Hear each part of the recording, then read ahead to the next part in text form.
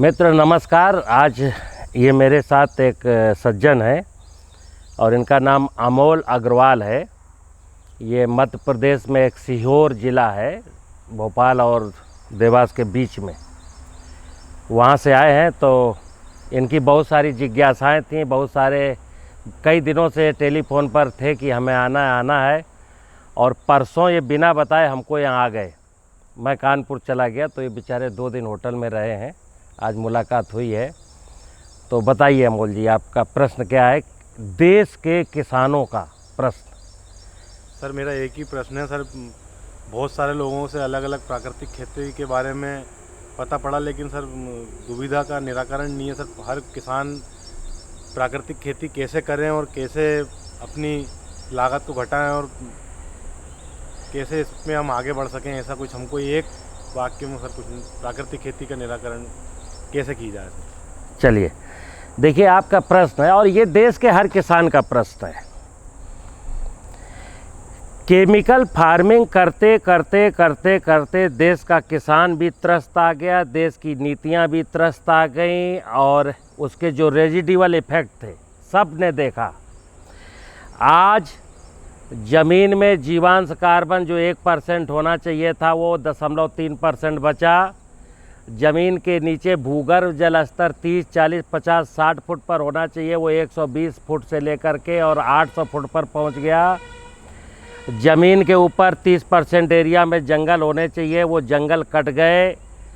हमारे प्रकृति में नाना प्रकार की चिड़ियाँ, तितलियाँ, मधुमक्खियाँ, मेंढक, केंचुए, बहुत सारे जीव जंतु होने चाहिए थे, सब पेस्टिसाइड डाल के मार दिया। उसके बाद लालच में आकर के जो कुछ मैं अभी करता चला जा रहा हूँ उससे हमारे प्रकृति का और आम जनमानस का जो सिस्टम है वो एकदम से विकलांग होता चला जा रहा। आज कोई भी किसान देश का लालच करने के बावजूद, इतने निवेश लगाने के बावजूद उसके पास अपनी सेविंग का कोई पैसा नहीं है। सरकारी कर्जे में डूबा हुआ किसान है। ज़मीन उसकी ख़राब हो चुकी है, बायोडाइवर्सिटी नष्ट हो चुकी है और जो पेस्टिसाइड मैं डाल रहा हूँ कि ये मेरे फसलों की सुरक्षा करेंगे, वो पेस्टिसाइड ना मेरी फसलों की सुरक्षा कर पाए, ना ज़मीन की बायोडाइवर्सिटी को सुरक्षा कर पाए, हमको अस्पताल में और भेज दिया अलग से। तो आज की तारीख में जब प्राकृतिक खेती का विषय आता है तो लोग कहते हैं प्राकृतिक खेती में क्या करना है। हमने कहा प्राकृतिक खेती में कुछ नहीं करना। फिर सुनिए आप, नेचर में जो भगवान की माया है, जो पंचमहाभूत की माया है, जो इस पंचमहाभूत में धरती के ऊपर जो रहने वाले नाना प्रकार के जीव जंतु हैं, यही सब कुछ काम करते हैं। हकीकत में तो ये है कि मनुष्य की रचना 84 लाख योनियों के बाद हुई।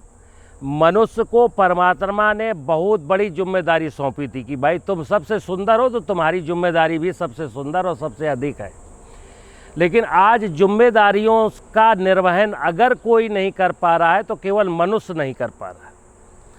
प्राकृतिक खेती की जब बात आती तो मैं किसानों से कहता हूँ प्राकृतिक खेती में आपको कुछ नहीं करना है। प्राकृतिक खेती में ज़मीन की फर्टिलिटी को भी ये ज़मीन ही सुधारेगी। प्राकृतिक खेती में जो कीड़ा लगता है फसलों में, उस कीड़े को भी नष्ट या कीड़े का मैनेजमेंट भी प्रकृति ही करेगी। प्राकृतिक खेती में आप जो फसलें बोते हैं उनमें जो बीमारियां लगती हैं उनका बंदोबस्त भी नेचर ही कर पाएगी। प्राकृतिक खेती में जो फसलों को पोषण चाहिए वो पोषण भी ज़मीन ही दे पाएगी। आप ना तो फसलों को पोषण दे पाएंगे, ना फसलों की बीमारियां ख़त्म कर पाएंगे, ना फसलों के कीट जो लगते हैं वो नष्ट कर पाएंगे। हाँ, ये ज़रूर है आप ऐसे प्रयास करते करते आप स्वयं नष्ट हो जाएंगे। जैसे अभी आप समाचार पत्रों में कई बार सुनते हैं कि अभी 3 यूनिवर्सिटी की रिपोर्ट आई कि हमारी फसलों में पोषकता 45% कम हो गई। कभी एक खबर आती है कि सन 2050 तक दुनिया से 70% आदमी मर जाएगा। कभी खबर आती है कि 10 साल के बाद दुनिया के 30% एरिया का पानी ख़त्म हो जाएगा। ग्लोबल वार्मिंग, जलवायु परिवर्तन के खतरे आप देख ही रहे हो। तो प्राकृतिक खेती में हमको प्रकृति की व्यवस्था के अनुरूप चलना है। जैसे अभी परसों एक सज्जन आए थे खरगोन से, उनके यहाँ लोग नारियल की खेती को प्रमोट कर रहे हैं। अब देखिए आप, नारियल की खेती कोस्टल एरिया में होती है, वही नारियल फलेगा। दूसरे इलाके में जहाँ जलवायु नहीं है वहाँ नारियल नहीं फलेगा। लेकिन एक नारियल के पेड़ में हर महीना 1 किलो नमक देने की बात कही जा रही है। 6 साल बाद नारियल का पेड़ फलने लायक होगा, तब तक हम एक पेड़ में 72 किलो नमक डाल चुके होंगे। और 7 साल बाद मुझे पता चलेगा नारियल जो है अनप्रोडक्टिव है, तब मैं नारियल की फसल नष्ट कर दूंगा। तब आपकी ज़मीन किसी मतलब की नहीं रह जाएगी, क्योंकि आपने टनों नमक उसमें डाल रखा है। तो किसान भाई लालच में तो बिल्कुल मत आए। जो भी किसानों को देश में लालच देता हो कि इस फसल की खेती करके आप लखपति बन सकते हो, उससे बड़ा किसान का कोई दुश्मन नहीं है। मैं कहता हूँ खेती लालच के लिए नहीं करनी। जब हम लालच छोड़ देते हैं तो ज़मीन अपने आप को मेंटेन कर लेती। जैसे मैंने कई बार बोला कि वर्षा के सीज़न में ज़मीन अपना श्रृंगार करती है। और आपको बता दूं कि धर्म, दर्शन, पूजा, साधना, उपासना, आराधना, भक्ति, ये सब किसके लिए? मैं बीच में कई बार बोलता हूँ कि ये धरती को आदि पिता शिव कहते हैं। धरती आदि पिता शिव है, और धरती के ऊपर जितने भी प्रकार की वनस्पतियाँ हैं ये आदि शक्ति दुर्गा का स्वरूप है। तो आदि पिता शिव और आदि शक्ति दुर्गा के प्रति हमको वफादार रहना है। यानी ज़मीन शिव की पूजा करनी है और जंगलों की पूजा करनी है। और देखना आप, जब व्यक्ति ज़मीन की यानी शिव की और जंगल की पूजा करता है तो वनस्पति जगत के बाद जितना भी जीव जगत इस धरती पर है उस सब को कौन पालता है? उन सब के लालन पालन का काम ये ज़मीन और जंगल ही करते हैं। क्योंकि जीव जगत के 90% प्राणी जो है वनस्पतियों पर ही आधारित हैं। और वनस्पतियों को मैं खेत में, जैसे किसान जब आज खेती करता है तो कहता है टमाटर लगाया, मिर्चा लगाया, धान लगाया, गेहूं लगाया, ये खरपतवार, तो वैज्ञानिक बीच में आता है, कहता खरपतवार मत होने देना। तो खरपतवार को नष्ट करने के लिए वीडीसाइड डालते हैं। अब देखना हमने क्या किया। जो व्यक्ति अपनी फसल में खरपतवार को मारने के लिए वीडीसाइड डालता है और वो साल में 2 बार नवदुर्गा की उपासना करता है, वो पूरी ज़िंदगी नवदुर्गा की पूजा करता रहे, उसके ऊपर दुर्गा माता प्रसन्न नहीं हो सकती, क्योंकि दुर्गा ये वीड सी थे जिनको तुमने मारा है। जो व्यक्ति ज़मीन में फर्टिलाइजर डालता है, ढैंचा हरी खाद नहीं डालता है, गोबर की खाद नहीं डालता है, वर्षा का पानी नहीं रोकता है, वो शिवलिंग में कितना भी दूध चढ़ा ले, परमपिता शिव उससे प्रसन्न होने वाले नहीं हैं।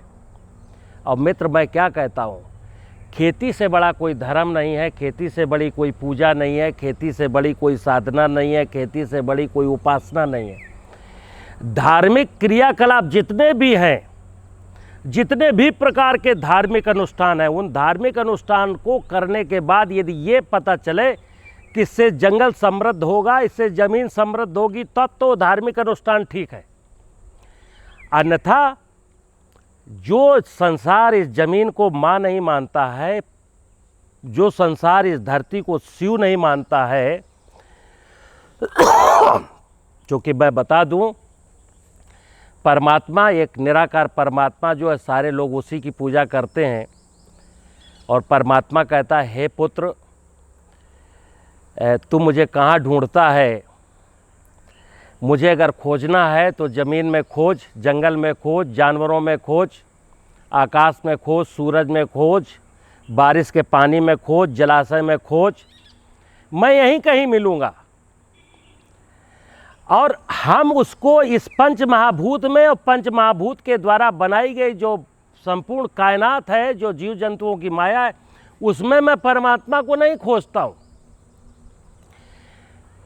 मंदिर जाइए, लेकिन ध्यान रखना, अगर आपको धरती में, पानी में, हवा में, आकाश में, अग्नि में, वनस्पतियों में, जीवों में भगवान या परमात्मा नजर नहीं आया तो परमात्मा कहता फिर तुमको मैं कहीं नहीं मिलूंगा।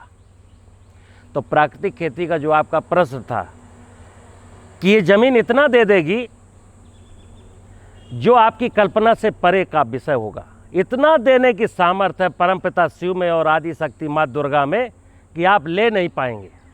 लेकिन बस है क्या, कुछ दिनों के लिए लालच छोड़ दीजिए कि मुझे 2 लाख चाहिए, मुझे कागज़ का इतना नोट चाहिए। आप तो लग जाइए, अपने 5 एकड़ 10 एकड़ की ज़मीन की मेड़ बनाइए, मेड़ पर पेड़ लगाइए, वर्षा का पानी रोकिए। मैं फिर बोलता हूँ, किसान अगर वर्षा का पानी खेत में रोक ले तो जो लोग भविष्यवाणी किए ड्रिंकिंग वाटर को लेकर के विश्व युद्ध होगा, बिल्कुल नहीं होगा। जो लोग केमिकल खा के मर रहे हैं, मैं कह रहा हूँ वर्षा का पानी रोक लीजिए, खेत की मेड़ पर पेड़ लगा लीजिए, आपको केमिकल डालने की बिल्कुल ज़रूरत नहीं पड़ेगी। और बस एक चीज़ आती है कि पिछले 40-50 सालों में मैंने इतना ज़मीन में पेस्टिसाइड डाला है कि ज़मीन में रहने वाला केंचुआ, मेंढक, सांप, बिच्छी, माइक्रो ऑर्गेनिज्म सब नष्ट हो गए। तो उसके लिए बस एक जो आज की तारीख में जो देश में चल रहा जीवामृत, तो जीवामृत का बिल्कुल क्लियर कांसेप्ट बता दूं। जीवामृत यानी वो अमृत जिसमें नाना प्रकार के माइक्रोब्स होते हैं, जो मेरी ज़मीन में कभी थे, जो ज़मीन को जिंदा बनाए रखते थे, पेस्टिसाइड के प्रयोग से मर गए हैं, उनको मैं जंगल की मिट्टी से लाया और इस ड्रम में जो है मैंने उनको प्रोपोगेट किया और फिर यही लिक्विड जीवामृत का मैंने ज़मीन में डाला 20 लीटर प्रति एकड़। वो जीव आ गए। अब वो पेस्टिसाइड दोबारा मत डालना, बस ज़मीन जिंदा हो जाएगी। ज़मीन में खेत की मेड़ ज़रूर बनाना ताकि वर्षा का पानी रुके। पेड़ ज़रूर लगाना, चूँकि माँ दुर्गा का वो स्वरूप है वृक्ष। धरती का कुछ हिस्सा अगर जंगल से ढका रहेगा तभी धरती माँ आप पर मेहरबान होगी। और जिस किसान ने अपनी धरती माता के सारे पेड़ काट लिए, माँ को नंगा कर दिया, वो माँ आपको कभी सपोर्ट नहीं कर सकती। तो माँ की सुरक्षा आई। इस माँ में आदि पिता शिव हैं और आदि शक्ति दुर्गा है। और शिव और पार्वती जहाँ साथ होते हैं, शिव और पार्वती जहाँ साथ होते हैं वहीं खुशियाँ होती हैं, वहीं सुख होता है, वहीं शांति होती है। और जहाँ पर पार्वती को शिव से मैं अलग कर देता हूँ, बारिश के पानी को बह जाने देता हूँ, वह दुनिया में कोई सूरमा भोपाली नहीं है, कोई ऐसी टेक्नोलॉजी नहीं है, कोई ऐसा विज्ञान का चमत्कार नहीं है कि आम आदमी के चेहरे में मुस्कान ले आए। मित्र, अगर हंसना है खेती करके, अगर कर्ज से मुक्त होना है खेती करके, तो मैं फिर बता दूं, साल 2 साल के लिए लालच छोड़ दीजिए और केवल इस माँ की पूजा कर लीजिए। माँ की पूजा का ये मतलब नहीं है कि अगरबत्ती जलाना है। खेत की मेड़ होनी ही चाहिए ताकि बारिश का पानी रुके, और खेत की मेड़ पर पेड़ होने ही चाहिए। और पेड़ अपने मतलब के लिए नहीं सिर्फ, क्योंकि मैंने फिर बोला, हम इस खेत को समझते हैं कि ये मेरा पेट भरती है, जबकि परमपिता परमात्मा ने आदि शक्ति दुर्गा को निर्देश दिया है, धरती को निर्देश है कि तुमको जो 84 लाख योनियों की रचना है, सबका लालन पालन तुमको करना है। इसलिए मित्र, जो खरपतवार उगते हैं वो तुमको नुकसान पहुंचाने के लिए नहीं उगते, वो खरपतवार उगते हैं ताकि तुम्हारी गाय को, भैंस को, बकरी को भोजन मिल जाए और खेत में रहने वाले जो शेष जीव जंतु हैं उनको भी भोजन की व्यवस्था हो जाए। अभी मैंने देखा कि इस इलाके में पूरे यूपी से लेके एमपी तक जिन लोग पशु नहीं पालते हैं, गेहूं की हार्वेस्टिंग के बाद गेहूं के खेत में आग लगा देते हैं। मित्र, आप तो अपने लिए गेहूं ले आए, बेजुबान बहुत से पशु हैं जो उसी खेत में अपना भोजन तलाशते थे, उनके लिए क्या? तो जब हम परमात्मा के बनाई हुई माया को पल्ले पुसने नहीं देते, तो चूंकि खेती का एक सूत्र है, मनुष्य का धर्म का, मानव धर्म का एक सूत्र है कि सर्वे भवन्तु सुखिनः सर्वे सन्तु निरामया। और हमने यहाँ क्या किया, हमने कहा कि हमको परवाह नहीं है कि कौन यहाँ पर सुखी रहे, कौन यहाँ पर निरोगी रहे, मुझे तो लखपति बनना है तो ठीक है, जो इच्छा करियो मन माही, राम कृपा कछु दुर्लभ नहीं। हो सकता है आप मेहनत करके लखपति बन गए हो, लेकिन लखपति बन के आप अस्पताल की शरण में कैंसर की बीमारी से जूझ रहे हो, तो आपने जो कामना की थी परमात्मा से, वो परमात्मा ने पूरी की। आपको कभी स्वास्थ्य की कामना रही नहीं, शांति की कामना की नहीं, कभी सबकी खुशियों की कामना की नहीं, इसलिए परमात्मा ने वो चीज़ दी नहीं। मुझे उम्मीद है आपको प्राकृतिक खेती का विषय समझ में आया होगा। नमस्कार।